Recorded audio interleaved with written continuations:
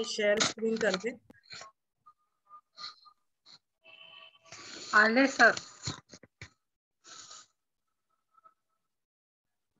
चला ओंकार करूया.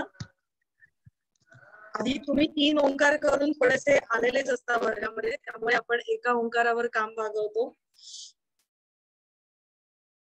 डोळे बंद, दोन्ही हात गुडघ्यांवरती, पूर्ण शरीर एकदम शिथिल, पायापासून ते डोक्यापर्यंत शरीराचा प्रत्येक अवयव आपण अंतर्मनाने बघत जाणार आहोत आणि त्याला मनातूनच शिथिल करत जाणार आहोत. मनातूनच डिक्लेअर करायचं आहे, माझे दोन्ही पाय रिलॅक्स आहेत, दोन्ही हात हाताच्या बोटांपासून ते दंडापर्यंत रिलॅक्स आहेत, शरीराची पुढची बाजू धडाची मागची बाजू एकदम रिलॅक्स आहे, पोट बाहेर सैल सोडलेलं आहे, छाती रिलॅक्स आहे, गळामान संपूर्ण चेहरा एकदम शिथिल आहे, ओठ अलगद एकमेकांवर ठेवलेले आहेत, डोळे बाहेरच्या दिशेने सैल सोडलेले आहेत, डोळे स्थिर आहेत, कपाळावर एकही गाठी नाहीये, संपूर्ण शरीर एकदम शिथिल आहे. आता लक्ष श्वासावरती. श्वास घेत आहोत, श्वास सोडत आहोत. लक्ष पोटावरती. श्वास घेताना आणि सोडताना होणारी पोटाची हालचाल फक्त बघायची आहे.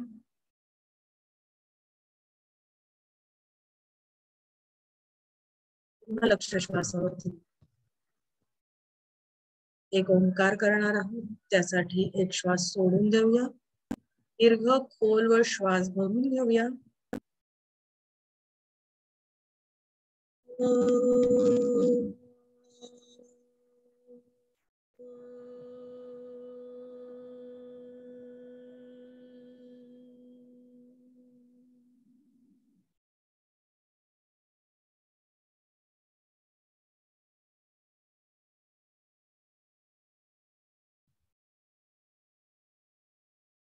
हस्तमर्दन, स्पर्श,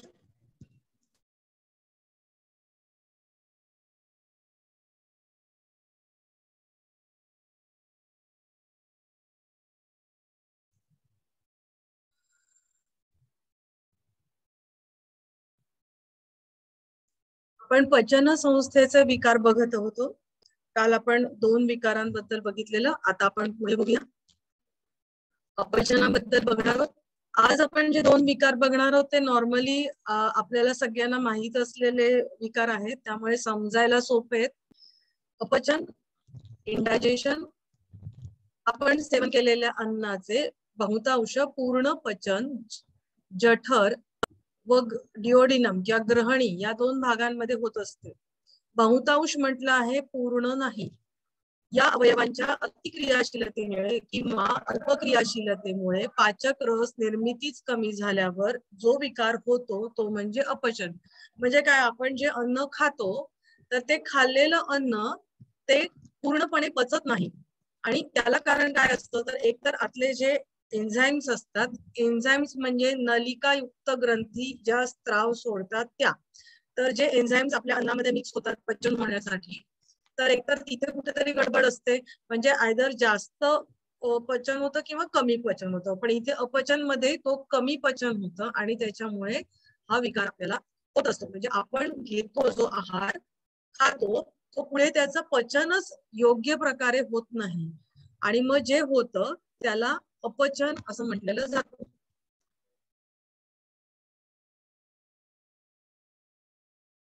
अपचनाची कारणं काय आहेत, तर वारंवार सतत खाणं.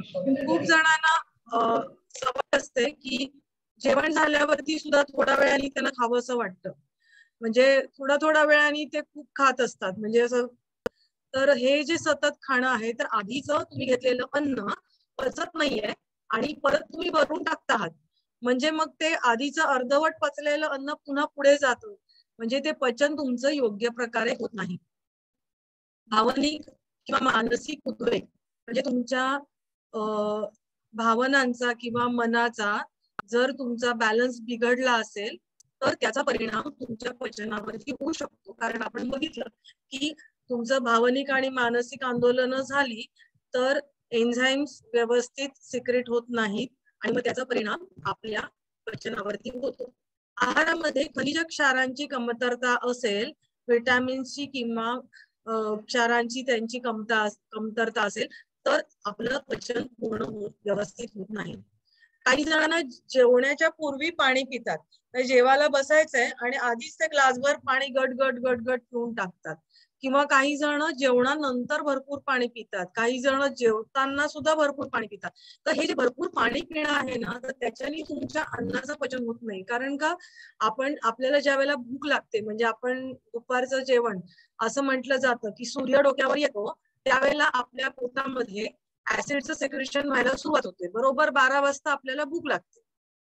कारण का तेव्हा ते आणि मग ते ऍसिड सेक्रेशन झालं की तुम्हाला लगेच भूक लागते आणि त्याला तुम्ही जर त्या अग्नीला अन्न दिलं की मग त्याचं पचन तुमचं योग्य प्रकारे होत असतं. पण जर तुम्ही भरपूर पाणी प्यायलं तर पचनासाठी आवश्यक जे काही रस पाझरलेले आहेत तर ते पुढे फ्लो होऊन जातात आणि मग त्याचं पचन नीट होईल का?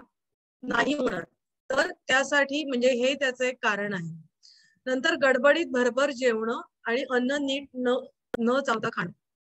आपण बघितलं की भरभर ज्या वेळेला जेवतो किंवा कमी चावून आपण अन्न पुढे ढकलतो तर आपण कार्बोहायड्रेटचं पचन आपल्या तोंडामध्ये सुरुवात होते. आपण हे बघितलं. टाईन नावाचा लाळेमध्ये जो काही पदार्थ असतो त्याच्यामुळे थोडंसं पचन कार्बोहायड्रेटचं तिथे सुरुवात होतं आणि त्याच्यानंतर पुढे ते स्टमक मध्ये पूर्ण होतं. जर तुम्ही ते जेवलं नाही, ते व्यवस्थित तुम्ही न चावता खाल्लं किंवा बराबर खाल्लं तर त्याच्यामध्ये लाळ मिक्स होणार नाही आणि पचनाचं अर्धवट पचलेलं अन्न तुमचं पुढे जाईल. रात्री फार उशिरा जेवणं. नॉर्मली हे काय होतं शहरांमध्ये आणि हल्ली तर खेडेगावांमध्ये सुद्धा हे आता बघायला मिळतं. टीव्ही बघत बघत उशिरा जेवतात. तर हे अत्यंत म्हणजे आपल्या जीवनशैली आपली बदलत चाललेली आहे. त्याच्यामुळे आपल्या अन्नाचं पचन होत नाही. कारण जेवणानंतरचा एक काळ ठराविक तुम्हाला द्यायला लागतो पचनासाठी. आपला नंतर लगेच झोपेची वेळ होते किंवा काय होतं की घरात गृहिणी असते, स्वयंपाक करते, पण सगळे येणारी माणसंच उशिरा येतात आणि मग ती सुद्धा विनाकारण थांबते आणि मग जेवायला सगळ्यांना उशीर होतो. कारण असं म्हटलं जातं की निदान तेव्हा तरी सगळे एकत्र बसतात किंवा बोललं जातं किंवा अशा गोष्टी होतात. पण त्याच्याने ठराविक वेळेला आपल्या शरीरामधून पाचक रस पाझरत असतात आणि त्या वेळेला जर तुम्ही अन्न नाही घेतलं तर त्याचं पचन नीट होत नाही. जेवणाच्या वेळेत अनियमितता. आज 10:30-11ला सकाळी जेवला तर उद्या 2-3 होतात किंवा संध्याकाळचं जेवण सुद्धा कधी लवकर जेवलं कधी उशिरा जेवलं तर काय होतं शरीरामध्ये पण एक घड्याळ असतं, बायोलॉजिकल क्लॉक म्हणतात. तर ठराविक वेळेला आपल्याला जर तुम्ही बघितलं की जर तुम्हाला सवय असेल 8:30-9ला ब्रेकफास्ट करायची किंवा नाश्ता घ्यायची तर त्यावेळेला तुम्हाला बरोबर त्याच वेळेला भूक लागते. तर हे घड्याळ आपल्या शरीरामध्ये सेट झालेलं असतं. तर त्यामुळे मग ते पचन तुमचं बिघडवून टाकतं. तुमच्या जेवणामध्ये जर अनियमितता आली तर रिफाईन द्रव्यांचा वापर, मैद्याचे पदार्थ, साखरेचा वापर हे सगळे पुढचे जे आहे गोठवलेले पदार्थ खाणे, शीतपेयांचा वापर, तिखट मसालेदार पदार्थ हे जर तुम्ही बघितलं तर हे जवळजवळ सगळ्याच आजारांसाठी कॉमन आहे.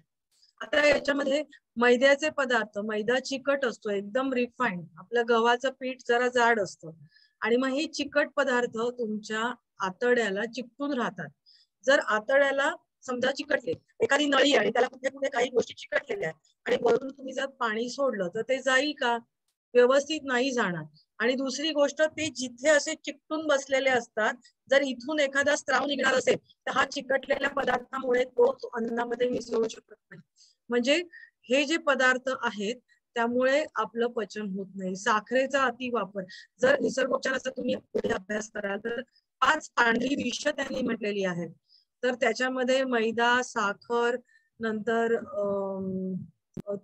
तूप म्हणजे रिफाईंड आपण काय म्हणूया डालडा तूप किंवा वनस्पती तूप असतं ते, दूध, असे ते 5 पदार्थ आहेत. तर या पदार्थांमुळे तुमचं पचनावरती ते इफेक्ट घडवून आणतं आणि मग पुढे तुमचं पचन व्यवस्थित होत नाही.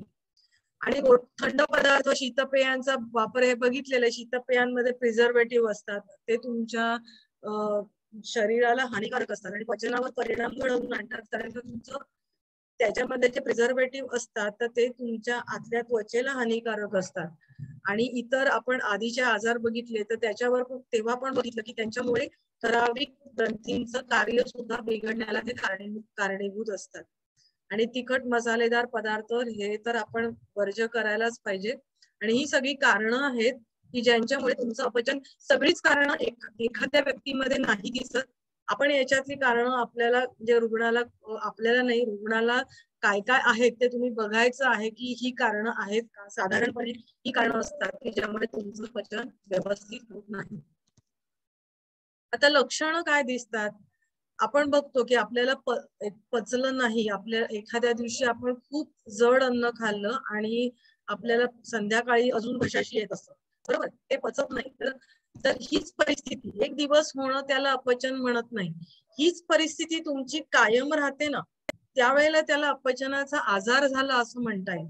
एखाद्या दिवशी अपचन होणं गोष्ट वेगळी असते, पण हेच तुमचं कायम तुमची जीवनशैली झालेली आहे आणि तर त्याला तो आजार असं म्हटलं जातं.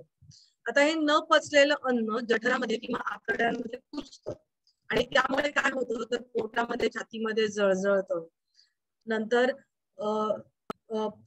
करपट किंवा आंबट ढेकर येतात, पोट जड होतं किंवा फुगल्याची भावना होते, म्हणजे पोट असं ठप्प होतं आणि आपल्याला इतकं अनइझी होतं आणि जड जड झालंय पोट असं वाटतं आणि काही करावं असं वाटत नाही. आता हे अपचनाचा परिणाम म्हणून काय होतं की तुमच्या शौचामध्ये अनियमितता होते आणि ती अनियमितता झाली की मग तुम्हाला त्याचे दुष्परिणाम आणखी तुम्हाला भोगायला लागतात. दुसरी गोष्ट काय होते की अनुत्साह होतो, म्हणजे उत्साही वाटत नाही आणि चिडचिडेपणा. उत्साह वाटत नाही तर नकळत तो चिडचिडेपणा येतोच तुमच्यामध्ये. तर म्हणजे काय, इथे मनावरती पण परिणाम होतो. जिथे मनावरती परिणाम होतो, भावभावनांवर परिणाम होतो, तिथे योग कार्य करतो. अगदी 100% हे आपण लक्षात घ्यायचं. अपचन वारंवार झाले तर पाचक रस निर्मितीच्या कार्यावर दुष्परिणाम होऊन पचन कायमचेच बिघडते. या कुजण्यामुळे अनेक विषारी द्रव्य तयार होतात. आता मी जसं म्हटलं की एक दिवसासाठी होणं ही गोष्ट वेगळी आहे, पण हे जर कायम झालं तर तुमचं पचन हे कायमचं बिघडतं. आता आपण समजा भाजी, आता उन्हाळा आलाय, सकाळी केलेली भाजी जर ती चुकून बाहेर राहिली तर ती लगेच खराब होते, संध्याकाळी नाही खाऊ शकत आपण, बरोबर. मग हे जर अन्न तुमचं पोटामध्ये राहिलं तर त्याचं काय होत असेल ही विचार करण्यासारखी गोष्ट आहे, बरोबर.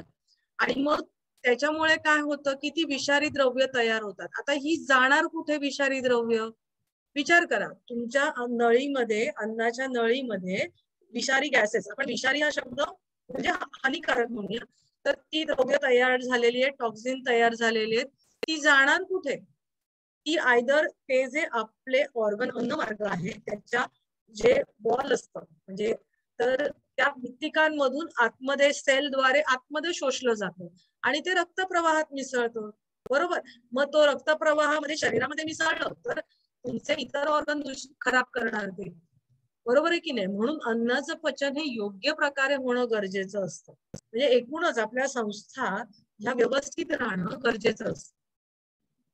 ही द्रव्य रक्तात शोषली जातात व शरीरातील इतर द्रव्यांवरही परिणाम करतात. कारण आपण बघतो खाल्लेलं अन्न जे आहे त्याच्यातून जे रस निर्माण होतात, आवश्यक द्रव्य निर्माण होतात, तर ती द्रव्य तुमच्या रक्तामध्ये शोषली जातात आणि पूर्ण शरीरामध्ये रक्तामार्फत पसरले जातात. आता ह्यामुळे काय होतं तर डोकेदुखी, अशक्तपणा दिसू लागतो किंवा वजन कमी होतं. म्हणजे आता पोटात पचलंच नाहीये तर मग अजून खाण्याची भावना होत नाही आणि मग त्याचा परिणाम तुमच्या वजनावरती होतो, अशक्तपणा येतो, काही काहींना डोकेदुखी. आता हे जे आपण ह्या गोष्टी ज्या बघतो आहोत तर प्रत्येक व्यक्तीमध्ये ही वेगवेगळी लक्षणं दिसू शकतात. एका वेळी एक दिसू शकतं किंवा जास्त सुद्धा दिसू शकतात.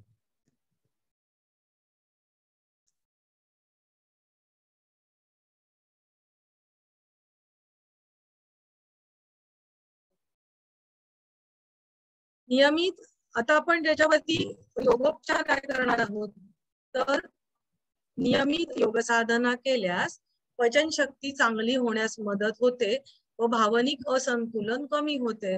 आता आपण जर म्हटलं की पचन तुमचं नीट झालं नाहीये, तुमची चिडचिड होते, बरोबर, मग तुम्हाला काय आहे तर तुमचं त्याच्यासाठी तुम्ही जर नियमित योग साधना केली तर पचन शक्ती चांगली होण्यास मदत होते.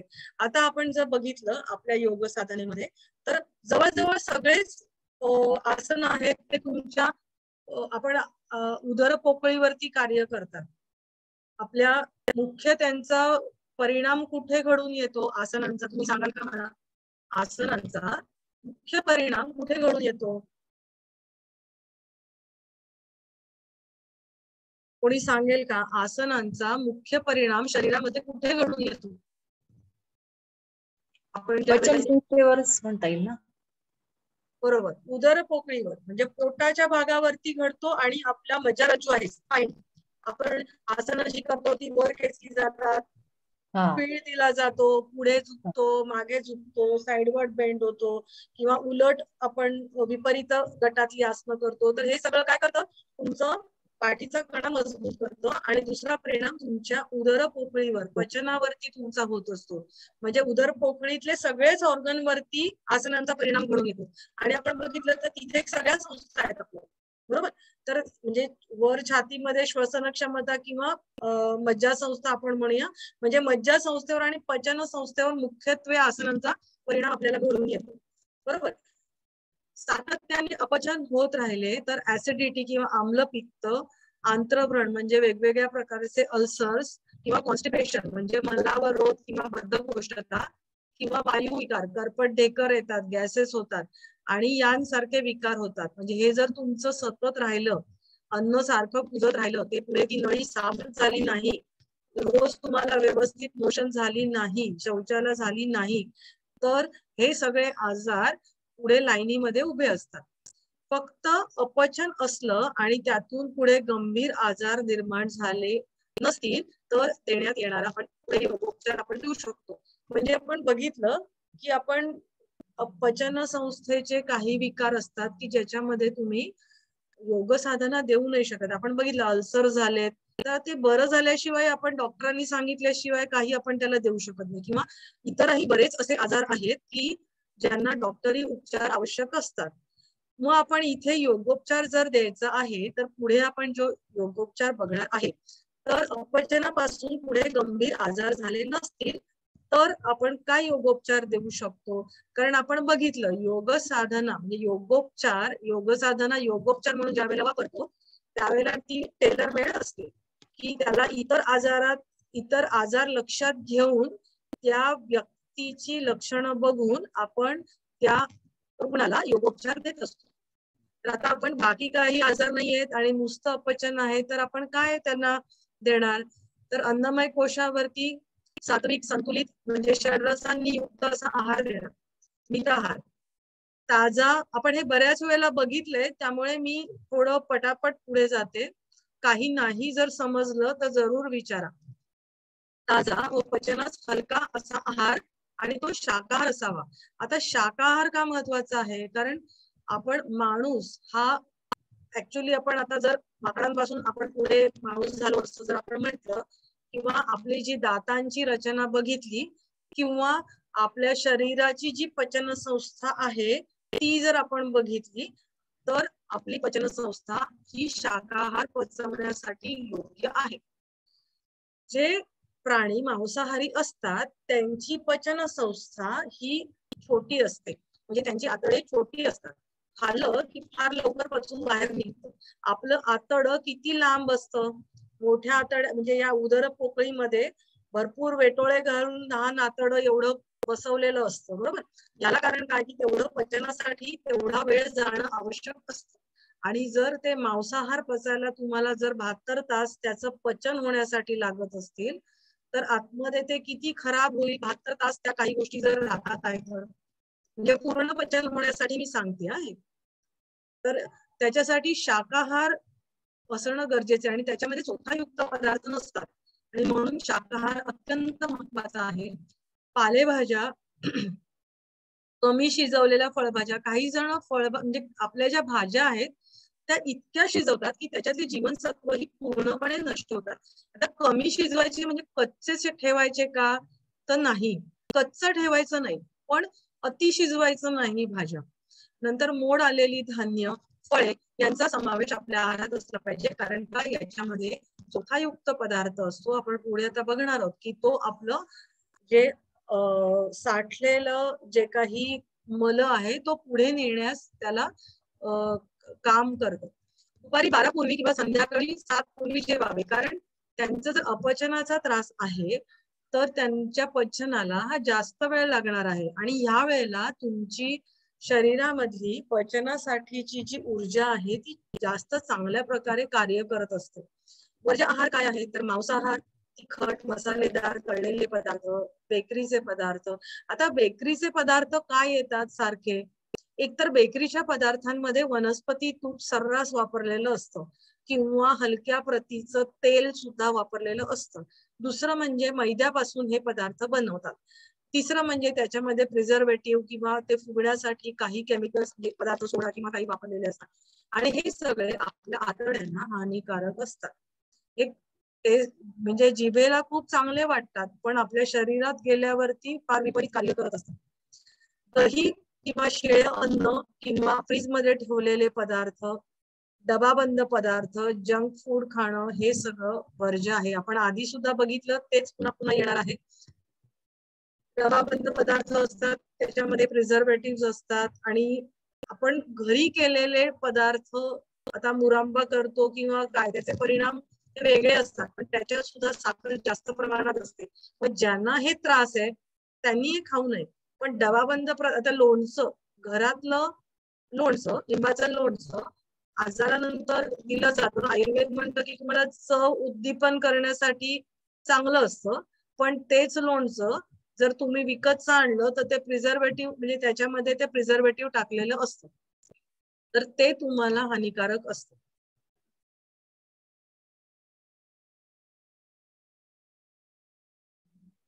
आता शुद्धिक्रिया कोणत्या तर अग्निसार.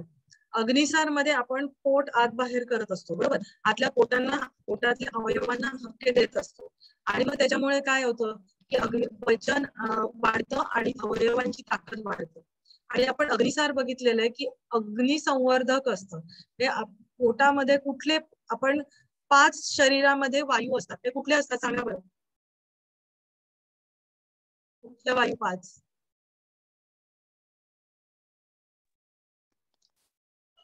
प्राण, अपान, उदान, समान, व्यान. बरोबर. मग पचनासाठी आवश्यक कुठला वायू आहे त्याच्यासाठी? समान. समान तो पोटामध्ये असतो बरोबर आणि तो अग्नी वाढवण्याचं काम करतो. अग्नी वाढला तर तुमचं अन्नाचं पचन हे चांगल्या प्रकारे होतं. आपण गॅसवर जर शिजवण्यासाठी अन्न ठेवलं आणि जर आपण गॅसच पेटवला नाही तर ते शिजेल का? नाही शिजणार. तसंच अन्न जे आतमध्ये गेलंय त्याला पचनासाठी अग्नी पाहिजे तर तो अग्नी हा समान वायूने पुरवला जातो आणि अग्निसारमध्ये हे अग्निसंवर्धक म्हणजे अग्निवर्धक आहे.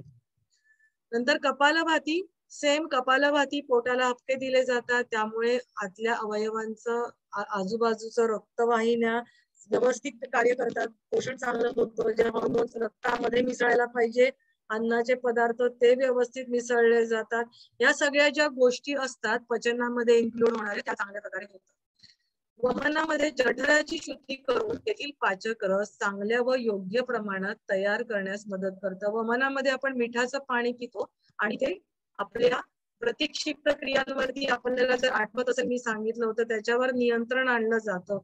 तर वमनामध्ये उलटी करून आपण बाहेर काढतो तर आतमध्ये जे काही रस आहेत की जे आपल्याला म्हणजे अतिरिक्त असतील. आपण ऍसिड मागे बघितलं तर अतिरिक्त ऍसिड आहे तर ते बाहेर टाकलं जातं. तर सगळ्या गोष्टी योग्य प्रमाणात ठेवण्यासाठी वमनाचं कार्य म्हणजे वमन करणं एकदम लाभदायक ठरतं. शंख प्रक्षालन. संपूर्ण शंख प्रक्षालन आपण ज्यावेळेला करतो त्यावेळेला मुखापासून किंवा लघु शंख प्रक्षालनामध्ये पण पूर्ण शंख प्रक्षालन केलं तर आपल्याला त्याचे फायदे जास्त मिळतात. मुखापासून गुदापर्यंतची अन्नमार्गाची स्वच्छता होते. हा जर पचन संस्थेचाच आजार आहे तर ज्या अन्नमार्गामध्ये ज्या काही गोष्टी अडकलेल्या आहेत जो मल पुढे सरकत नाहीये किंवा त्याच्यामुळे जी दूषित पदार्थ तयार झाले आहेत ते तो मल किंवा ते गॅसेस ते टॉक्झिन्स बाहेर काढण्याचं काम हे शंख प्रक्षालनामध्ये होतं. संपूर्ण अन्नमार्गाची स्वच्छता होते. अशुद्धी दूर झाल्याने पाचक रसांची निर्मिती योग्य प्रमाणामध्ये होते. आपण बघितलं जर आतमध्ये आपल्या मोठ्या आतड्यामध्ये मल चिकटून राहिला असेल तर पाण्याचं आपण ऍब्सॉर्प्शन केलं जातं किंवा व्हिटॅमिन बी चं ऍब्सॉर्प्शन केलं जातं. त्या सगळ्या गोष्टी होणारच नाही तिथे आणि मग तिथे वायू तयार होतात. आणि हे सगळं जे आहे तर हे शंख प्रक्षालनामुळे त्याचं आपल्या अन्नमार्गाचं किंवा जे अवयव आहे पचन संस्थेचे त्यांचं कार्य चांगलं होतं आणि अन्नाचं पचन चांगलं होतं. तर काही वेळेला आपण पूर्ण शंख प्रक्षालन देऊ शकत नाही. लघु शंख प्रक्षालन ते पण तेच कार्य करतं. किंवा काही वेळेला जर अपचनाचा त्रास जास्त असेल तर पूर्ण शंख प्रक्षालन दिल्यानंतर काही दिवसांनी आपण त्याला लघु शंख प्रक्षालन देऊ शकतो. आता हे प्रत्येक रुग्णाच्या शारीरिक क्षमतेवर या सगळ्या शुद्धिक्रिया आपण त्यांना देणार आहोत. सूर्यनमस्कार. सूर्यनमस्कार ज्या वेळेला सूर्यनमस्कार म्हणजे वेगवेगळ्या आसनांच्या स्थिती असलेली ती साखळी आहे, बरोबर. आपण असं म्हणू शकत नाही की त्याच्यात वेगवेगळी आसनं करतो. वेगवेगळी आसनं करतो का आपण सूर्यनमस्कारामध्ये? मला सांगा.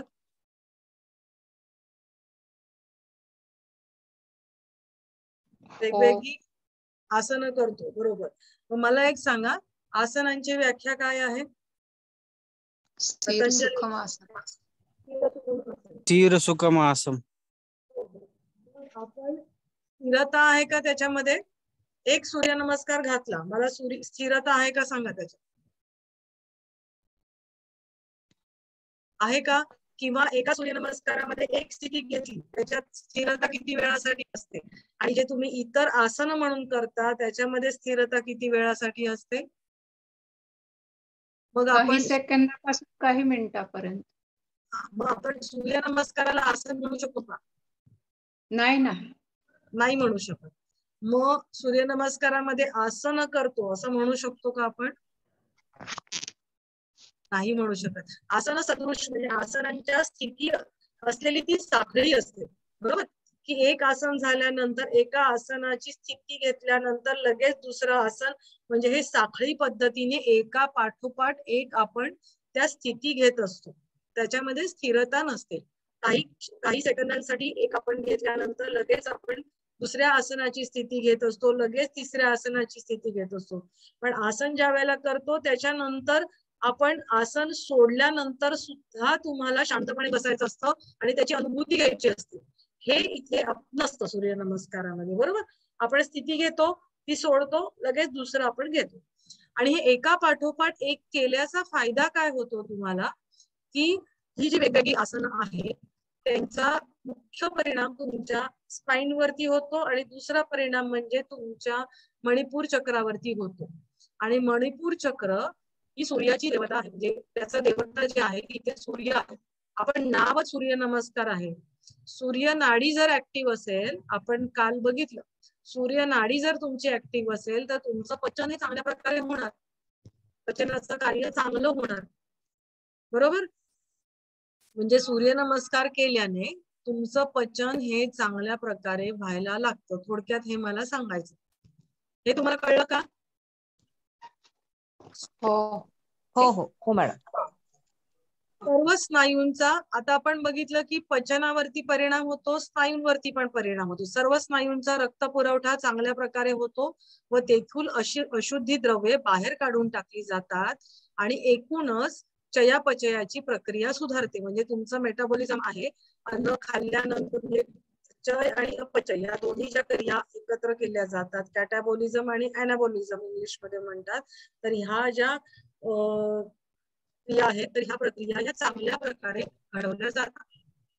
कारण एकूण सगळ्या शरीरामधली अशुद्धी याच्यातून बाहेर निघायला लागते. स्नायूंमधली पण अशुद्धी बाहेर निघते, पोटांमधल्या पण हालचाली, पाठीमागे वागतो, पुढे वागतो, या सगळ्या गोष्टींमुळे पचन हे चांगल्या प्रकारे होतं.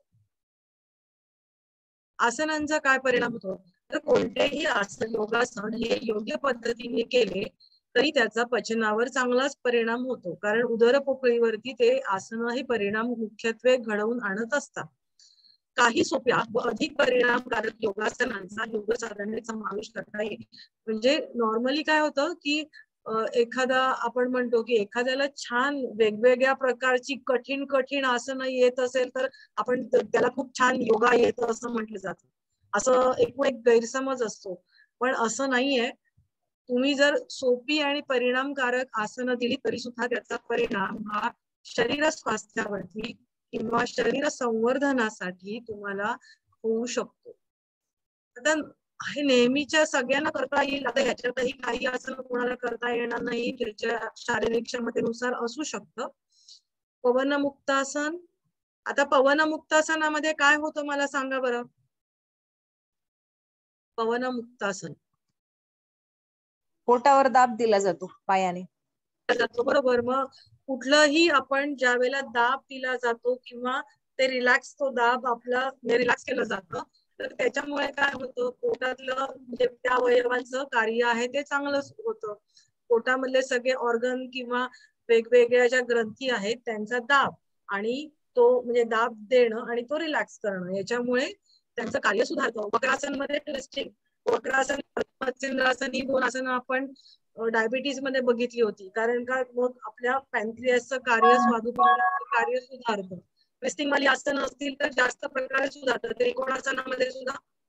नंतर हे भुजंगासन, शलभासन, धनुरासन ही सगळी जी आसनं आहेत ती पोटावरती तुमच्या कार्य, ताण, सगळी आसनं जिथे ताण दाब दिला जातो आणि दाब सोडला जातो त्याच्यामुळे सगळ्या ह्या परिणाम घडवून आणतात पचन संस्थेवर. सर्वांगासन, हलासन, पश्चिमोत्तानासन, वीरासन ह्या सगळी आसनं आपल्याला सांगता येतील.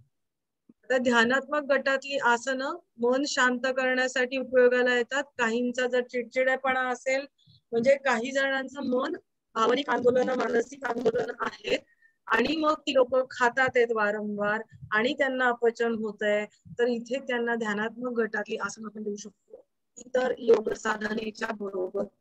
आणि वज्रासन तर पचनासाठी एकदम चांगलं आहे. भोजनानंतर जर आपण 5 ते 10 मिनिटं वज्रासनामध्ये शांतपणे बसलो तर आपलं अन्नाचं पचन हे लवकर आणि चांगल्या प्रकारे होतं.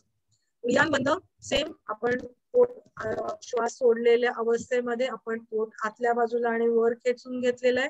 नेगेटिव्ह प्रेशर पोटामध्ये क्रिएट होतं आणि त्याचा परिणाम आपल्या पचनावरती चांगल्या प्रकारे होतो. अपचन प्राणमय कोशावरती, आता हे व्याघ्र श्वसन, योगिक श्वसन, दीर्घ श्वसन, नाडीशुद्धी प्राणायाम, भस्त्रिका, सूर्यभेदन. भस्त्रिका सूर्य नाडीशुद्धी प्राणायाम बॅलन्सिंग करतं किंवा ह्या सगळ्या सूर्यभेदन पोटाची हालचाल याच्यामध्ये जास्त प्रकारे होते. आणि हे दोन जर आपण प्राणायाम बघितले तर ह्यांच्यामुळे काय होतं, शरीरामध्ये ऊर्जा निर्माण होते बरोबर, आणि आपल्या अन्नाचं पचन हे चांगल्या प्रकारे होतं. भस्त्रिका त्रिदोष नाशक. आता तुम्ही हटप्रदीपिकेचा अभ्यास करायला सुरुवात केलेली आहे का? हटप्रदीपिकेचा अभ्यास डीवायटी चालू असताना थोडासा झालेला आहे मॅडम, थोडासा डिप्लोमा करत असताना हट्ट.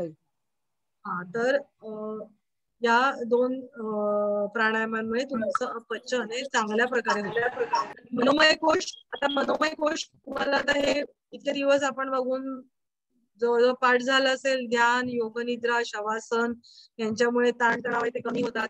नाद योग, जपयोग, मंत्र योग इत्यादी सगळ्या ज्या गोष्टी आहेत त्या तुमच्या मनावरती रिलॅक्सेशन, मनावरचा ताण तुमचा कमी करतात आणि मनावरचा ताण कमी झाला की आपोआप आजार हा तुमचा कमी व्हायला लागतो.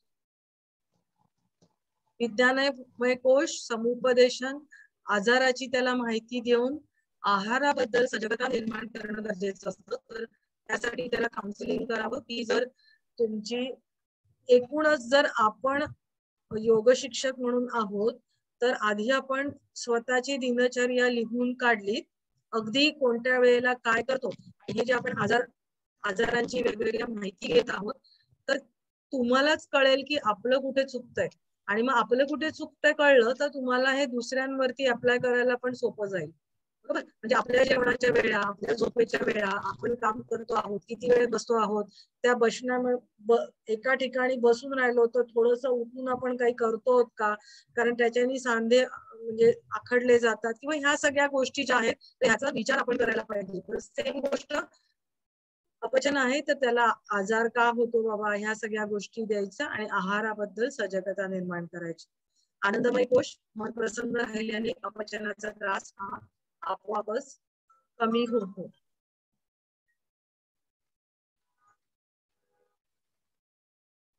आता याच्याबद्दल कोणाला काही विचारायचं आहे का? तर आपण पुढचा आजार लगेच घेणार आहोत. नाही मॅडम. कारण तसा सोपा आहे आणि सगळ्यांना बरीचशी माहिती असते याच्यामध्ये. काय झालं? पुढचा आजार आहे मलावरोध किंवा कॉन्स्टिपेशन किंवा बद्धकोष्ठता किंवा मलावष्टंभ अशी वेगवेगळी नावं त्याची असतात.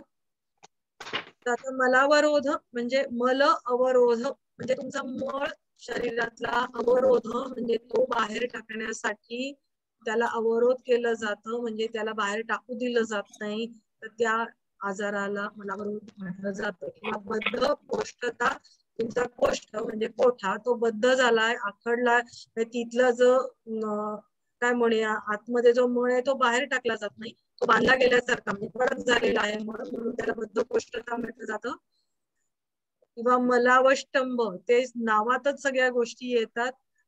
आपण सेवन केलेल्या आहाराचे पचन झाल्यानंतर आहार रस लहान आतड्यांमार्फत शोषला जातो.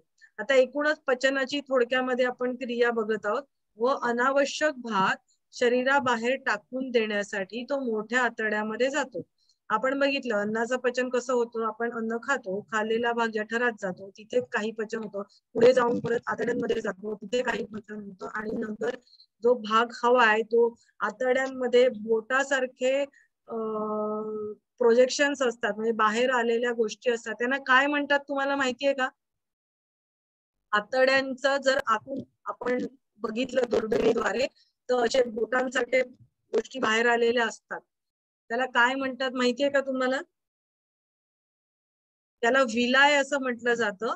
आणि म्हणजे तो त्याचा सरफेस वाढवलेला असतो म्हणजे जर एखादी नळी सरळ असेल तर आपण आतला सरफेस बघितला तर तो एक ठराविक असतो आणि त्याला असं मध्ये मध्ये जर अशी आपण बोटांसारखे पदार्थ असेल तर हा असा एवढा भाग वाढतो पचनाला एवढा भाग वाढतो बरोबर. तर पचनासाठी तो भाग वाढलेला असतो त्याला विलाय म्हटलं जातं.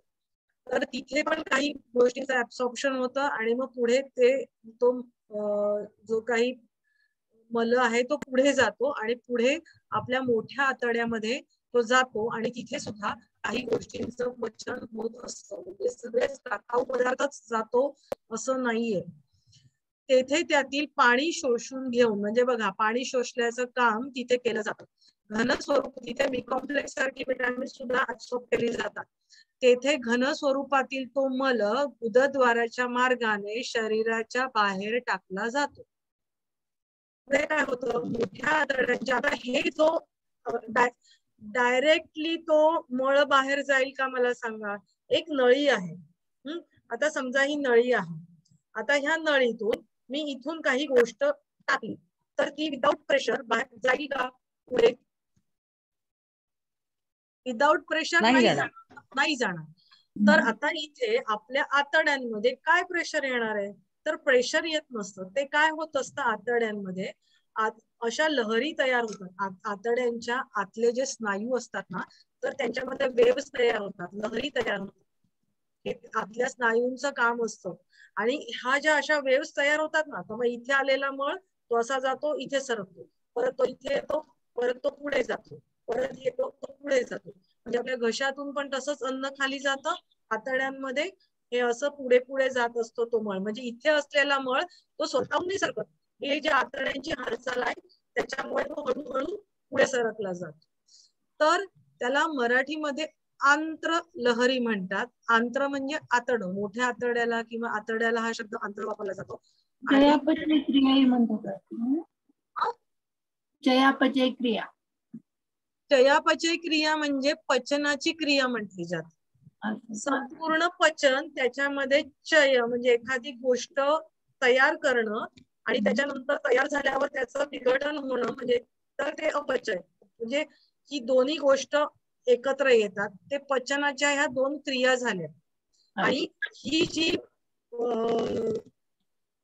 मुवमेंट असते, ही जी क्रिया घडून येते, त्याला इंग्लिश मध्ये पेरिस्टाल्टिक मुवमेंट असं म्हटलं जातं किंवा पेरिस्टाल्सिस असं म्हटलं जातं.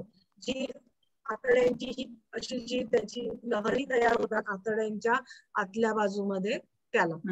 आणि हे तुम्ही अगदी लक्षात ठेवा, ओरल्सला तुम्हाला विचारलं जातं की ती कुठली क्रिया असते की ज्याच्यामुळे मल पुढे जातो किंवा मल पुढे जात नाही. तर का जात नाही, तर प्रॉब्लेम हा इथे असतो की त्या लहरीच जर तयार नाही झाला तर हा पुढे आलेला मल इथेच राहणार ना.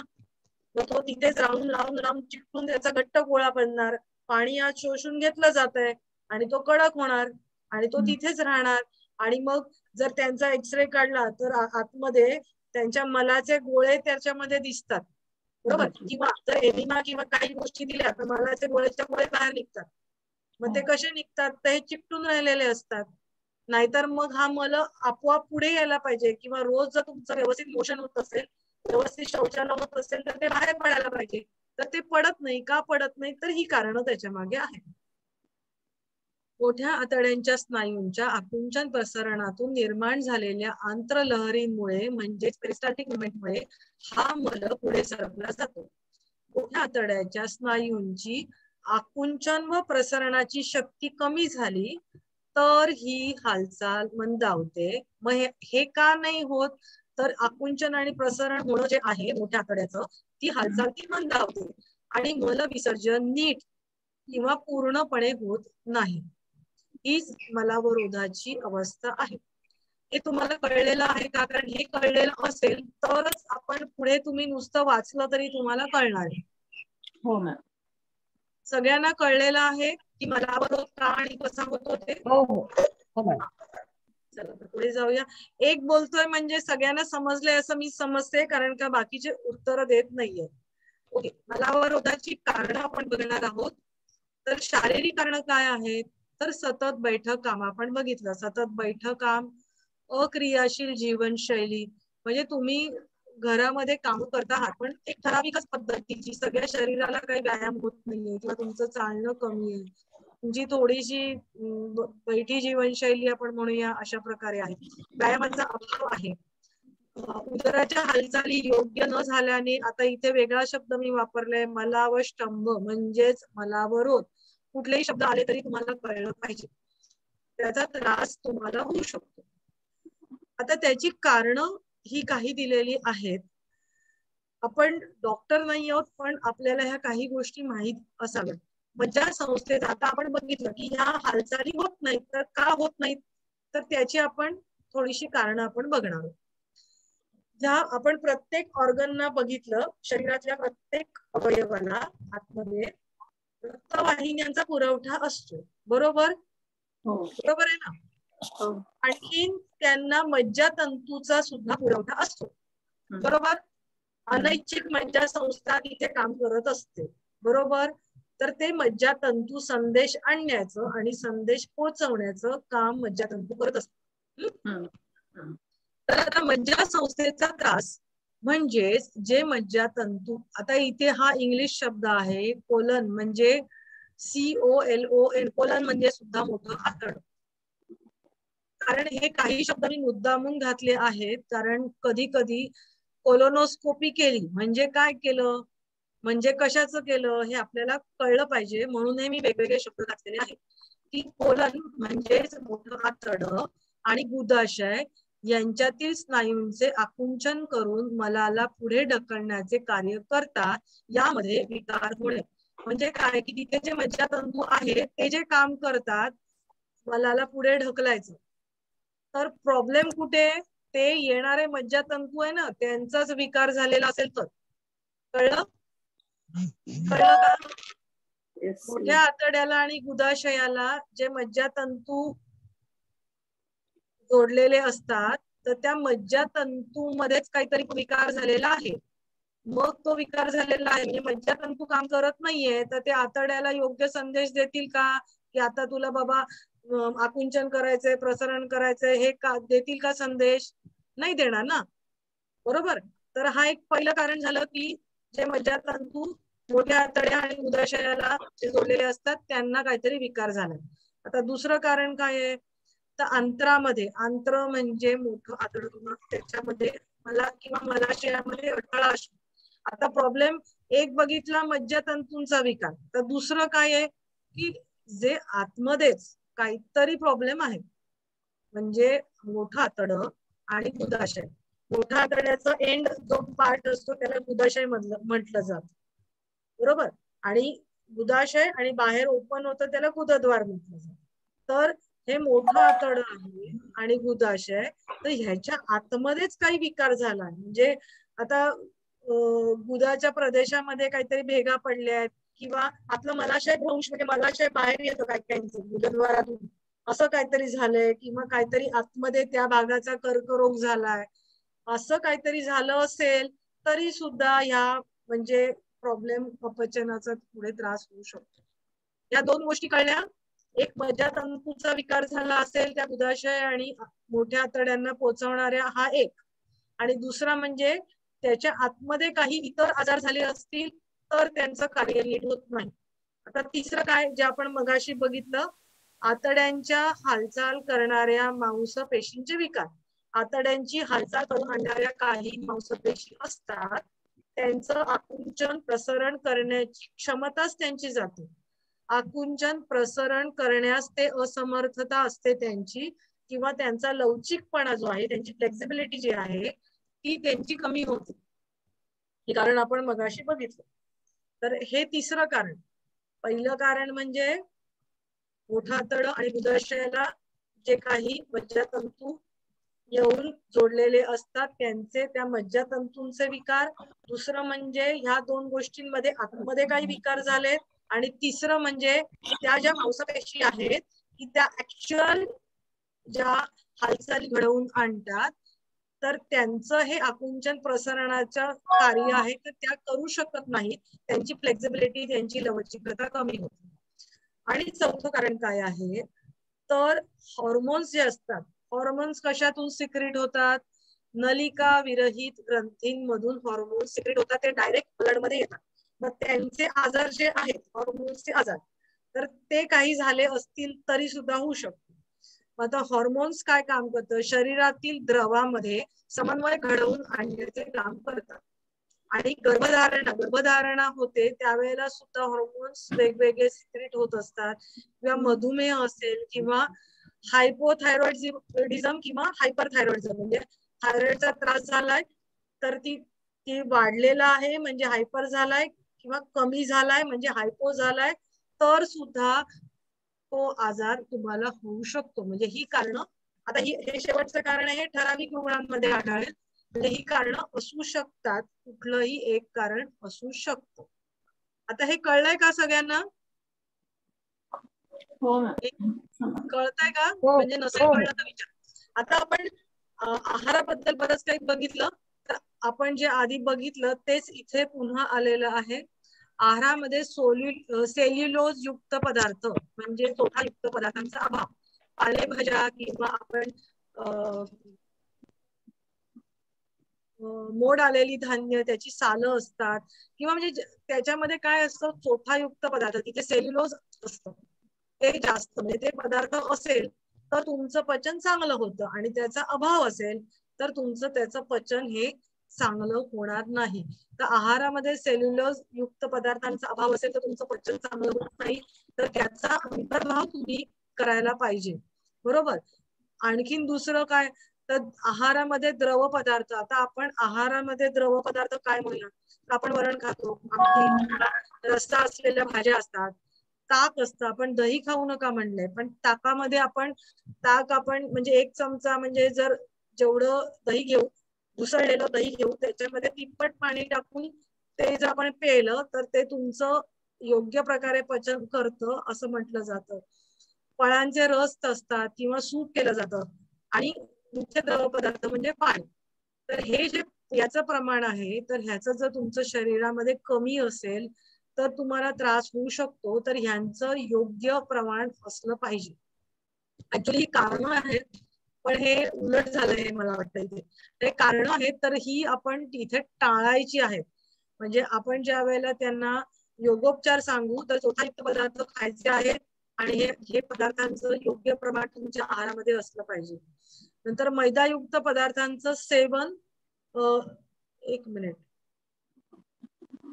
लक्षणांमध्ये ही लक्षणच आहे. मैदायुक्त पदार्थांचं सेवन असेल तर तुम्हाला ते त्रास होणार आहेत, कारण मैदायुक्त पदार्थ तुमच्या आतड्याला चिकटून बसतात आणि उरलेलं जे अन्न आहे म्हणजे एकदा तुम्ही खाल्लं, दोनदा खाल्लं तुम्ही पिझ्झा किंवा बर्गर किंवा ब्रेड किंवा केक, पेस्ट्रीज हे पदार्थ तुमच्या आहारामध्ये असतील किंवा खारी बिस्किट कोणतेही काही असे पदार्थ जर तुमचे असतील तर ते आतड्यांना चिकटून राहतात आणि मग इतर अन्न आपण जे खातो तर ते योग्य प्रकारे पुढे ढकललं जात नाही. सगळंच्या सगळं पुढे ढकललं जात नाही, थोडंफार ते चिकटलेल्या पदार्थांच्या इथे अडकून राहतं आणि मग अन्नाचं पचन नीट होत नाही, मलावरोध व्हायला सुरुवात होते. दुधाचे पदार्थ ज्यांच्या आहारामध्ये दुग्धजन्य पदार्थ असतात तर त्यांना सुद्धा असं आढळून आलेलं आहे की त्यांना सुद्धा बद्धकोष्ठता होऊ शकते किंवा मांसाहाराचं सेवन जर जास्त प्रमाणात असेल तरी सुद्धा बद्धकोष्ठता होऊ शकते. ऍक्च्युली आपण शाकाहारच केला पाहिजे कारण आपली पचन संस्था त्याच्यासाठीच योग्य आहे.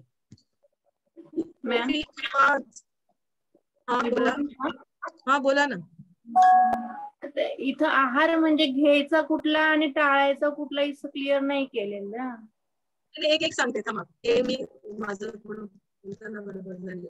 आपण इथे कारण बघतो आहोत मलावरोधाची, तर ही मलावरोधाची कारण आहेत.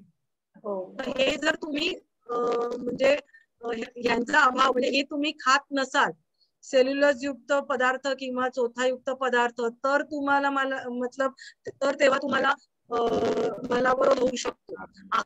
पाणी कमी असेल, दिवसभरामध्ये पाणी कमी प्यायलं जात असेल किंवा जेवणामध्ये सुक्क म्हणजे जस्ट भाजी भाकरी भाजी पोळीच खाल्ली जाते आणि वरण किंवा आमटी किंवा हे तुमच्या पदार्थामध्ये कमी आहे किंवा सूप किंवा या गोष्टी कमी असतील म्हणून आपल्या जेवणामध्ये बघा कोशिंबिरी असतात.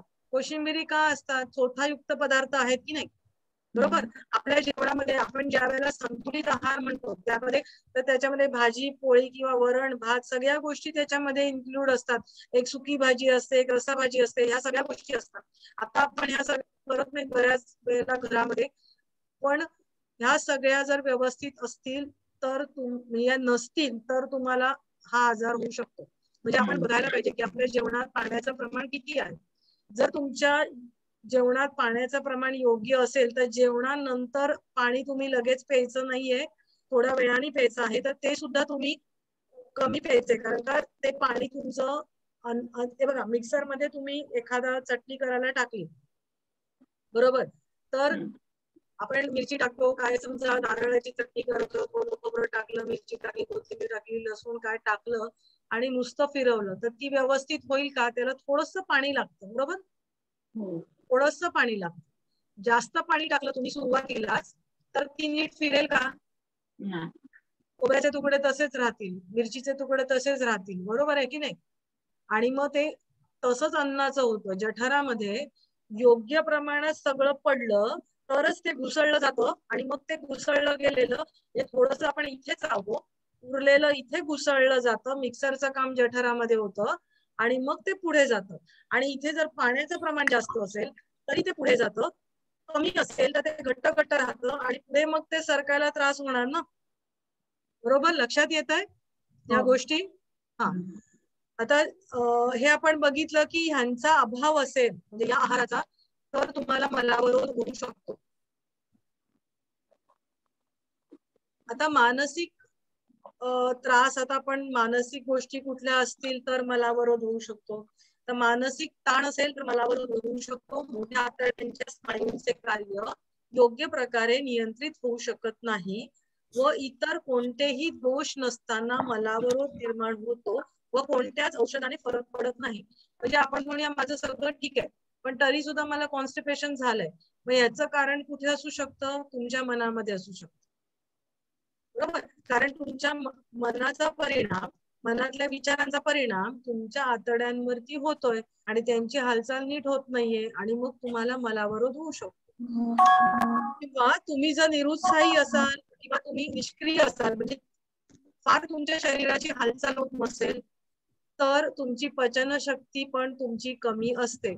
म्हणून म्हाताऱ्या व्यक्तींना सुद्धा सांगितलं जातं की थोड्या वेळाने तुम्ही हालचाल करून या, म्हणजे तुमचे हातपाय पण हलतात, त्यांची पचनाची क्रिया पण व्यवस्थित होते. बरोबर. ती व्यक्ती, घट्टी जे व्यक्ती असतात ते, किंवा परिवर्तनाचा स्वीकार सहजतेने न करणाऱ्या व्यक्ती असतील, म्हणजे एखादा बदल आयुष्यामध्ये घडून आला असेल किंवा ही गोष्ट इथेच पाहिजे, अरे पण इथून थोडीशी इथे गेले तरी ठीक आहे ना, ते नाही चालत त्यांना, किंवा कुठलाही बदल ते आपल्या घरातला, आपल्या आयुष्यातला कुठलाच बदल त्यांना मान्य नसतो, अशा ज्या व्यक्ती असतात तर त्यांच्यामध्ये हा विकार जास्त असतो. म्हणजे ते जशी जिद्दी असतात ना, तर खाली पण ती जिद्द पकडलेली असते की येतच नाही मी बाहेर, अशी स्थिती त्यांची असते. जीवनातील अनिश्चितता व बदल यांना घाबरणारी व्यक्ती, म्हणजे इथे मान्य न करणारी व्यक्ती, तसंच त्याला जर तुम्ही एखादी व्यक्ती घाबरत असेल तरी सुद्धा त्याला हा त्रास होऊ शकतो. शारीरिक दृष्ट्या कमी क्रियाशील, आपण इथे निष्क्रिय बघितलं, व मानसिक दृष्ट्या जास्त क्रियाशील व्यक्ती, म्हणजे या दोन्ही गोष्टी एकत्र आल्या असतील तरी सुद्धा, म्हणजे उद्योगपती किंवा व्यावसायिक, म्हणजे डोक्याने काम करतात पण त्यांची हालचाल नाही होते, तर अशा लोकांमध्ये सुद्धा हे आढळून येतं. आणि एक महत्वाचं दुसरं कारण म्हणजे काय, की बऱ्याच वेळेला आता मुंबई सारख्या ठिकाणी बघितलं जातं की जागा कमी असते, म्हणजे एखादं टेलरिंग इन्स्टिट्यूट असेल किंवा एखाद्या ठिकाणी शर्ट शिवले जातात, एक छोटी खोली आहे, तिथे 20-25 मशिनी असतात आणि त्या जोडून जोडून अशा लावलेल्या असतात, आणि तिथे बसून मी इथे बसले, माझ्या पाठीमागे बाई बसले, इथे शेजारी बाई बसले, इकडे बसले, इकडे बसले, म्हणजे एवढ्या कमी जागेत ते बसलेले असतात की उठायला आणि त्याला काही जागाच नसते. आणि परत आणखी जे शौचालय असतात ती पण नीट नसतात, किंवा कधी कधी त्याची व्यवस्था पण नसते. आता हे एखादं उदाहरण दिलं, पण आपण आजूबाजूला बघितलं तर बरीच उदाहरणं सापडतील, किंवा ज्यांचे तर शिफ्ट ड्युटीज असतात त्यांना सुद्धा त्रास होतो, कारण त्यांच्या वेळांमध्ये अनियमितता असते. शौचाच्या स्वाभाविक क्रियेची उपेक्षा करणे, शौचाला जाणं ही शरीराची स्वाभाविक क्रिया आहे. आपले वेगवेगळे आवेग असतात, असं आयुर्वेदामध्ये म्हटलं जातं की आपल्याला रडू येतं, किंवा नाकातून बाहेर येतं, किंवा शिंका येतात, उलटी होते, हे सगळे आवेग आहेत, किंवा लघवीला होते किंवा संडासला जातो, हे सगळे आवेग आहेत ना, ते मुद्दामून धरून ठेवायचे नसतात. आणि तुम्हाला ती जर सवय लागली ना, काही काही जणी, काही बायका मुली बाहेर घाण असते म्हणून बाथरूमला जात नाही, आणि ती धरून ठेवण्याची त्यांची फार म्हणजे हे असते, किंवा काही वेळेला तशा जागाही त्यांना मिळत नाही, आणि त्याच्यामुळे मग शौचाला प्रॉब्लेम होऊ शकतो, म्हणजे मलावरोध होऊ शकतो. शौचाच्या स्वाभाविक क्रियेची उपेक्षा करणे, कामाच्या ठिकाणी शौचालयाची नीट व्यवस्था नसणे, किंवा शिफ्ट ड्युटी असतील, रात्रीचं काम आहे, दुपारची पाळी आहे, सकाळची पाळी आहे, सगळ्या जेवणाच्या वेळा, झोपेच्या वेळा सगळ्या अनियमित होतात, आणि त्याचा परिणाम, आणि ती परिस्थिती कायम असते, बरोबर, त्यामुळे मग त्याचा परिणाम कॉन्स्टिपेशन होण्यावरती होतो. त्याची लक्षणं काय आहे, तर श्वासाला दुर्गंधी येणं, म्हणजे दात व्यवस्थित आहेत, स्वच्छ आहेत, पण तुमच्या आतूनच, तोंडातूनच दुर्गंधी येत असते, कारण ते पचत नाही आणि तो मलावरोध झालेला असतो. या दोन्ही कारणांमुळे श्वासाला दुर्गंधी येऊ शकतं. तोंड येणं, आपण स्टोमॅटायटिस पहिला आजार बघितला की जिभेला काही फोड येतात किंवा चट्टे येतात, तर तुमचं पचन नीट झालेलं नसेल, शौचालय साफ नसेल, तर तुमचं तोंड येऊ शकतं. पोट फुगल्यासारखं होऊन दुखणं, अस्वस्थता, चिडचिड, निद्रानाश, जर संडासला साफ होत नाहीये, वृद्ध लोकांमध्ये हे जास्त आढळून येतं की 2 दिवस 3 दिवस पण होत नाही शौचाला, आणि मग त्यांना झोप लागत नाही, शरीरातली उष्णता वाढलेली असते, चिडचिड होते, या सगळ्या गोष्टी होतात. डोकेदुखी, मलनिस्सारण करताना कठीणता किंवा वेदना होणे, म्हणजे डोकेदुखी होऊ शकते त्यांना, किंवा ज्या वेळेला शौचालयात जातात त्यावेळेला खूप कठीण, पोट जड वाटतं आणि बाहेर पडत नाहीये ही स्थिती होते, किंवा बाहेर पडताना सुद्धा वेदना त्यांना होतात. कडक शौच येणे, विष्ठेतून रक्त जाणे, कारण का ते जर कडक, आपण आता हा एक वेगळा आजार आपण आहे की शौचावाटे रक्त येणं, तर जे आतमध्ये जो मल आपल्या मोठ्या आतड्यामध्ये चिकटलेला असतो, तर तो एवढा कडक होतो की पुढून आपल्याला रोज आपण जेवत तर असतो, मग ते पुढे जाण्यासाठी आपल्याला त्या शौचाला जागा करायला लागते. तो फोर्सफुली पुढे जातो त्या लहरींमुळे, आणि मग तो फोर्सफुली पुढे जातो तर आतमध्ये जे नसांचं जाळं असतं ना, तर त्या नसांवरती प्रेशर येतं, त्या थोड्याशा आतमध्ये येतात, त्या फुटतात, आणि मग त्या रक्तवाहिन्या त्या फुटून थोडस रक्त तुमच्या विष्ठे वाटे बाहेर येते. आपण मूळव्याध म्हणतो ना, तशा प्रकारचं होतं. मूळव्याधेमध्ये विष्ठेतून रक्त येतं. वेगवेगळ्या प्रकारच्या प्रकार असतात त्याच्यामध्ये. ओटीपोटामध्ये वेदना होतात, पोटामध्ये मल साठलेला आहे आणि त्याच्यामुळे तुम्हाला ओटीपोटात वेदना होतात. काहींना ताप सुद्धा येऊ शकतो, काहींना मळमळ किंवा उलटीची भावना होते, पचन नीट होत नाही, आणि रुग्णाचं वजन कमी सुद्धा होऊ शकतं, कारण आतमध्ये मळ साठलेला आहे, तुमचं पचन नीट होत नाही, आणि मग तुम्ही कमी जेवता आणि त्यांचं वजन कमी होऊ शकतं.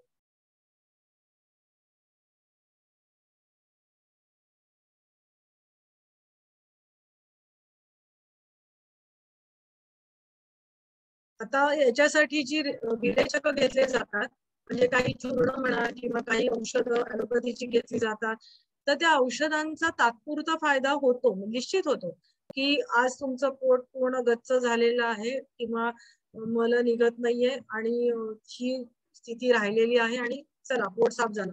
पण गंमत काय होते, जर तुम्हाला तुमची प्रवृत्ती झाली असेल ना, तर तिथे प्रॉब्लेम असतो, कारण ह्या औषधांचा कायमस्वरूपी फायदा होत नाही. अनेकदा मलाबरोबर होण्याच्या भीतीनेच लोक आधीच ही विरेचन औषधं घेतात आणि त्यामुळे त्यांना त्याची सवय होते. ही औषधं आतड्यांच्या मांसपेशींना कमजोर बनवतात. सहज पाहिल्यास हा आजार गंभीर वाटत नाही, पण प्राथमिक अवस्थेत उपचार न केल्यास अनेक आजार उद्भवू शकतात. उदाहरणार्थ सांधेदुखी, इथे कोलन पाहिजे, कोलनचा कॅन्सर म्हणजे मोठ्या आतड्यांचा कॅन्सर, किंवा धमनी काठिण्य म्हणजे तुमच्या रक्तवाहिन्या आहेत त्या कडक होतात, अथेरोस्क्लेरोसिस होतं, किंवा इतरही बरेच आजार आहेत, तर ते तुम्हाला होऊ शकतात, कारण हा आजार पचनाशी संबंधित आहे, बरोबर. तर त्यामुळे हे बरेच आजार होतात. खूप वेळा विरेचक औषधं घेऊन आतला जो म्युकसचा लेअर आहे तो पण कमी होतो. ही जी लहरी, आंत्रलहरी, पेरिस्टाल्टिक मुवमेंट आहे त्यांच्यावरच परिणाम होतो. हे सगळे, आणि मग ते त्यांच्यावर परिणाम झाल्याने काय होतं, म्हणजे दुष्परिणाम होतो. तर त्याच्यामुळे काय होतं की नंतर तुम्ही किती अन्न खाल्लं तरी ते त्यांना आरामात बाहेर पडतंय ना, मग त्यांची ती क्षमताच ते घालवून बसतात, आणि म्हणून ही विरेचन औषधं आहे ती सारखी सारखी घेऊ नये. मल विसर्जन नीट न झाल्याने चयापचय संतुलन बिघडते, म्हणजे पचन बिघडते. आता हे इथपर्यंत समजलेलं आहे का? आधीचा भाग सर एक थोडस थांबलं तर चालणार आहे का बाकीच्यांना सुद्धा? कारण पुढंच राहिलं, एक 10 मिनिटात संपेल.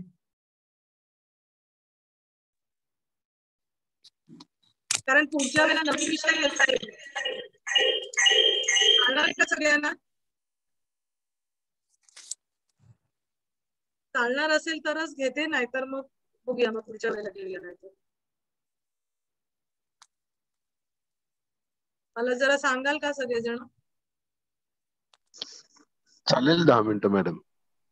चालेल, कारण हे थोडंसं आधी झालेलं आहे, ते थोडं रिपिटेशनच आहे. आता त्याच्यावर एकात्म योग चिकित्सा, आपण जे योगोपचार देतो त्याला आपण काय म्हटलेलं आहे, एक थोडस आपण मागे जाऊन काही शब्द मी पुन्हा पुन्हा घातलेले आहेत. एकात्म योग चिकित्सा म्हणलेलं आहे, कारण पाची कोशांवरती आपण ती एकत्रितरित्या घडवून आणतो. अन्नमय कोशावरती शुद्धिक्रिया. आता शुद्धिक्रिया कुठल्या आहेत? अग्निसार. अग्निसार आपण बघितलं, अग्निवर्धक आहे. पाचनाग्नी प्रदीप्त करण्यासाठी ही प्रक्रिया केली जाते. आपला अग्नी पोटातला जो आहे समान अग्नी, तर त्याला प्रदीप्त केलं जातं. प्रदीप्त, प्र म्हणजे प्रकर्षाने, दीप्त म्हणजे वाढवला जातं. आपण दिवा कसा पेटवला जातो, तर तो प्रकाश जे तसं ते वाढवलं जातं पाचकांना. आता आपण करतो कशा अग्निसार, श्वास सोडलेल्या अवस्थेत पोटाची आत बाहेर अशी जलद हालचाल केली जात असल्यामुळे आतडी व पाचक रस निर्माण करणाऱ्या ग्रंथी यांच्यावर ताण व दाब जलद गतीने निर्माण केले जातात. त्याचा परिणाम होऊन आंत्रलहर म्हणजे पेरिस्टाल्टिक मुवमेंट व पचन संस्थेची कार्यक्षमता सुधारते. अग्निसारने काय होतं तर पेरिस्टाल्टिक मुवमेंट सुधारते आणि पचन संस्थेची कार्यक्षमता सुधारते. कसं केलं जातं हे आपल्याला माहिती, तेच थोडक्यात सांगितलेलं आहे. तर पुढची शुद्धी क्रिया अत्यंत उपयोगी आहे ती म्हणजे कुठली तर बस्ती. बस्ती म्हणजे एनिमा का? बस्ती म्हणजे एनिमा आहे का? मला सांगाल का जरा थोडस? रोगामधली बस्ती म्हणजे एनिमा आहे का? हो हो. नाही, नुसता एनिमा नाही, त्याच्यामध्ये बऱ्याच उत्तर बस्ती आणि उत्तर बस्ती म्हणजे एनिमा होईल आणि बाकीच्या. बरोबर. आयुर्वेदाच्या दृष्टीने बस्ती आणि योगाच्या दृष्टीने आपण बस्ती काय आहेत आपण इथे बघणार आहोत. एक मिनिट, स्लो चालू आहे.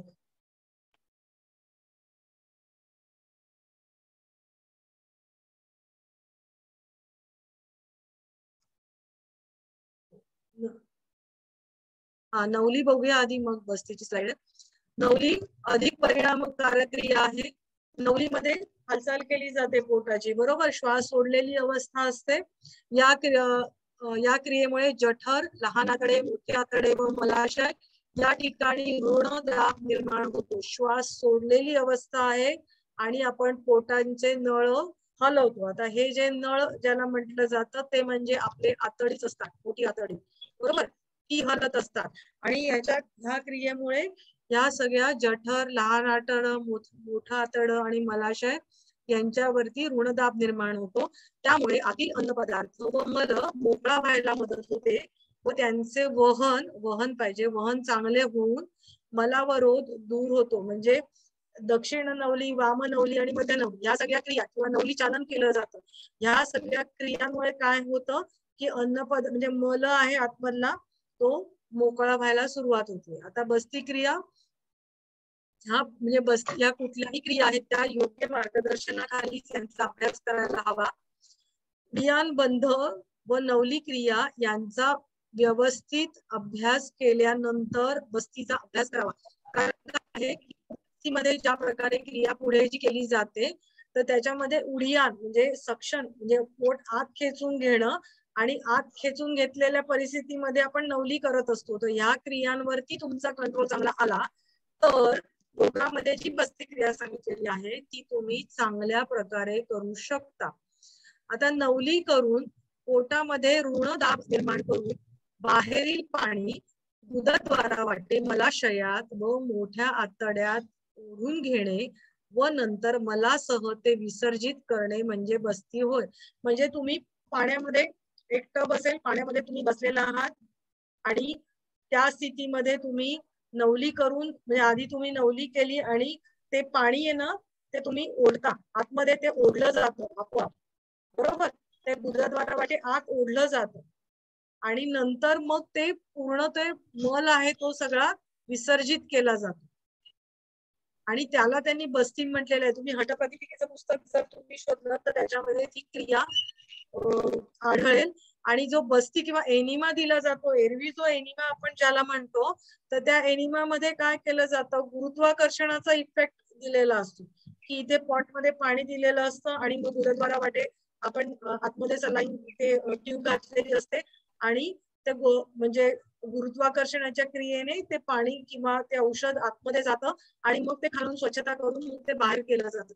पण इथे तुमची इन्व्हॉल्वमेंट असते याच्यामध्ये, म्हणजे ही नैसर्गिक क्रिया आहे, तुमची इन्व्हॉल्वमेंट असते म्हणजे ज्या तऱ्हेने तुम्ही करता तर त्याच्यात. आणि एनिमा ज्या वेळेला दिला जातो त्यावेळेला पेशंट झोपलेला असतो, तो काहीच करत नाही. हा फरक आहे त्याच्यामध्ये.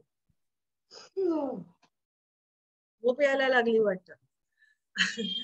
त्याच्यामध्ये मूलशोधन ही क्रिया करण्यासाठी डाव्या हाताच्या मधल्या बोटाचा वापर करायचा असतो. त्याच्यासाठी तुमची नख ही कापून घेतलेली पाहिजेत. बोटाला एरंडेल तेल लावायचं आणि गुदद्वारा वाटे ते आत सरकवायचं आणि तेथील सर्व बाजूंच्या स्नायूंना चांगल्या प्रकारे मर्दन करायचं. त्यामुळे तेथील स्नायू कार्यक्षम होतात आणि या मर्दनामुळे मलविसर्जनाची प्रवृत्ती प्रभावी होते व मलविसर्जन चांगलं होतं. कशा प्रकारे क्रिया करायची हे व्यवस्थित लिहिले, कारण का हे ऍक्च्युली पटप्रदीपिकेमध्ये ह्या सगळ्या गोष्टी आहेत. मलावरोधाकरिता निरनिराळ्या जुलाबाची औषधे नियमित वापरण्यापेक्षा मूलशोधनाची प्रक्रिया नियमित केली तर अशा औषधांची जरूरच राहणार नाही. कारण एरंडेल तेल तुम्हाला माहितीये कशाचं काम करतं. एक तर ते ग्रीसिंग करतं आणि दुसरं म्हणजे आपल्याला पोट साफ व्हायला पाहिजे असेल तर आपण एरंडेल तेल म्हणजे विरेचनाचं काम ते करत असतं. आणि तेल लावल्यामुळे तो मळ आहे तो आपोआप आतमध्ये यायला लागतो. म्हणजे स्नायूंची कार्यक्षमता सुधारते आणि आतून त्याला ग्रीसिंग थर तेलाचा थर लागल्यामुळे सुद्धा ते बाहेर यायला मदत होते. संघ प्रक्षालन आपण आधी पण बघितलेलं आहे. अत्यंत परिणामकारक अशी शुद्धिक्रिया डोक्या प्रदर्शनाखालीच करावी. संपूर्ण अन्न मार्ग मिठाच्या पाण्याने धुतला जातो आणि यामुळे पचनाचे अनेक विकार दूर होतात. आहार सालासकट कडधान्य आपण आधी बघितलं की लक्षणांमध्ये आपण बघितलं की कोणत्या अन्नाचा अभाव असेल तर तुम्हाला मलावरोध होऊ शकतो. आता सेम आपण ह्याचा जर अंतर्भाव केला तर त्याच्यावर उपचारक म्हणून आहार आपण देऊ शकतो. सालासकट कडधान्य, फळे, फळभाज्या, पालेभाज्या यांचा भरपूर समावेश असला पाहिजे. त्याच्यामुळे काय होतं, सेल्युलोज किंवा जास्त धातू निर्माण करतं. ते आतड्याच्या गतीला प्रोत्साहन देतं किंवा उत्तेजित करतं आणि तुमची नैसर्गिक मलप्रवृत्ती व्हायला सुरुवात होते. द्रव पदार्थ भरपूर प्रमाणात घ्यावे. वरण, आमटी, ताक, फळांचे रस इत्यादी. आणि तिळाच्या तेलाचा वापर, इथे थोडं मिस्टेक, तिळाच्या तेलाचा वापर जर तुमच्या जेवणामध्ये असेल तर तिळाचं तेल काय करतं, तुमच्या आतमध्ये अन्नमार्गालाच पूर्ण स्निग्धता करतं, स्निग्धपणा आणतं. आणि तिळामध्ये चोथा हा मॅक्झिमम प्रमाणामध्ये असतो. त्यामुळे त्याचा उपयोग जर तुमच्या आहारामध्ये असेल तर त्याचा तुम्हाला निश्चित फायदा होऊ शकतो. आता आसनं कोणती करायची, तर आपण बघितलं की आता पोटाशी संबंधित आहे, मळ पुढे जात नाहीये, तर त्याला पोटाला वेगवेगळ्या प्रकारे आपण हालचाल केली तर तो मळ पुढे जायला सुरुवात होणार आहे. तर पुढे आणि मागे झुकणारी सर्व आसने, आता काही आसनं दिलेली आहेत, पादहस्तासन किंवा अर्धचक्रासन, पोटावर ताण व शिथिलता देणारी आसनं, म्हणजे ताण देणं आणि शिथिल करणं दोन्ही गोष्टी एका वेळेला, बरोबर. पवनमुक्तासन, भुजंगासन, शलभासन, धनुरासन यांच्यामध्ये ताण दिला जातो आणि रिलॅक्स करतो आपण, तर तो ताण म्हणजे शिथिलता नंतर दिली जाते. बैठ्या स्थितीतील आसनं, पश्चिमोत्तानासन, वक्रासन, अर्धमत्स्येंद्रासन ही आसनं. उभ्या किंवा दंड स्थितीतली आसनं, ताडासन, त्रिकोणासन, पार्श्वकोणासन. नंतर मुद्रा, अश्विनी मुद्रा.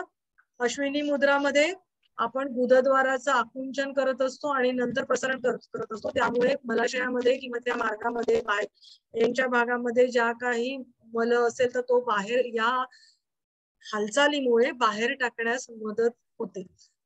नंतर योगमुद्रा. योगमुद्रा आपल्या मुद्रा असल्यामुळे त्याचा इफेक्ट हा लवकर येतो. पोटातले जे काही ऑर्गन्स आहेत त्याच्यातून एन्झाईम्स निघत असतात तर किंवा जे काही हॉर्मोन्स निघत असतात तर त्याचा परिणाम डायरेक्ट पचनावरती चांगल्या प्रकारे होतो. नंतर सूर्य नमस्कार आपण मगाशी आधीच्या आजारामध्ये पण बघितलं, सेम आसन स्थिती असलेली साखळी एका पाठोपाठ एक करतो, त्याच्यामुळे ब्लड सर्क्युलेशन चांगलं होतं आणि पोटाला ताण दिला जातो, दाब दिला जातो आणि ह्या गोष्टींमुळे मलावरोध कमी व्हायला मदत होते. प्राणमय कोश, दीर्घ श्वसन, योगिक श्वसन, श्वान श्वसन, नाडी शुद्धी, सूर्यभेदन, भस्त्रिका, उज्जाई आपण मगाशी पण पचन मध्ये बघितलं, सेम इथे त्याचा फायदा होत असतो. मनोमय कोश, ताण दूर करण्यासाठी भजन, कीर्तन, नादयोग, जपयोग, मंत्रयोग, ध्यान, शवासन, योग निद्रा यांच्यामुळे मनावरचा ताण कमी होतो.